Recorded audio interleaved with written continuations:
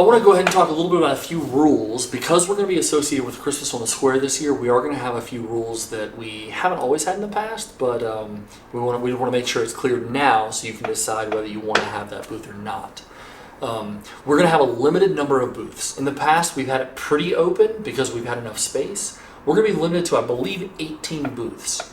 So once the registration opens and you know you want to do it, make sure you register quickly so that space, so you're not left out in the cold. We want to make sure that you register and you get your space so you can sell to those 14,000 people. So we have a limited number of booth space.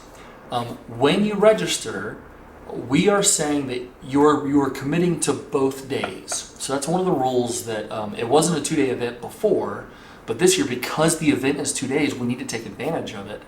So when you register, you either need to be committed to being there both days, or you have to commit to bringing the materials for 2 separate booths to take 1 space. So you could have a friend who wants to be there Friday and you want to do it Saturday, or vice versa. You want to be there Friday, but you have a friend who wants to sell Saturday. All of the booth has to be set up on Friday. So if there's going to be 2 people sharing a booth space over those 2 days, you have to have it all there on Friday. That's one of the rules. So all setup has to be complete on Friday.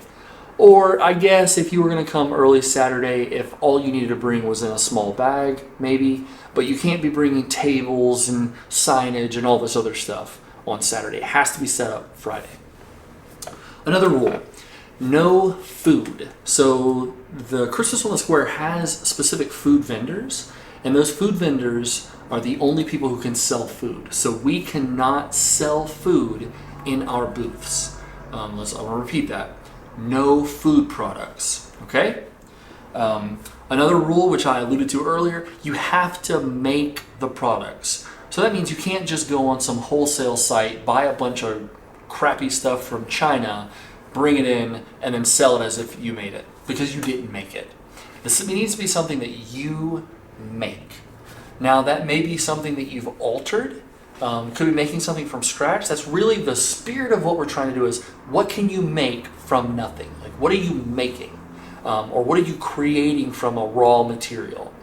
There are some use cases where there may be something that you're buying and you're altering it and turning it into this other thing. Maybe message us if you have concerns about whether your product idea qualifies as something that's been made. The spirit of the idea is to make something from scratch. One other rule is, to be one of these vendors, it needs to be made by you.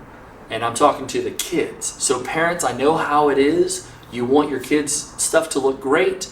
And sometimes the night before the event, you're up late gluing things together.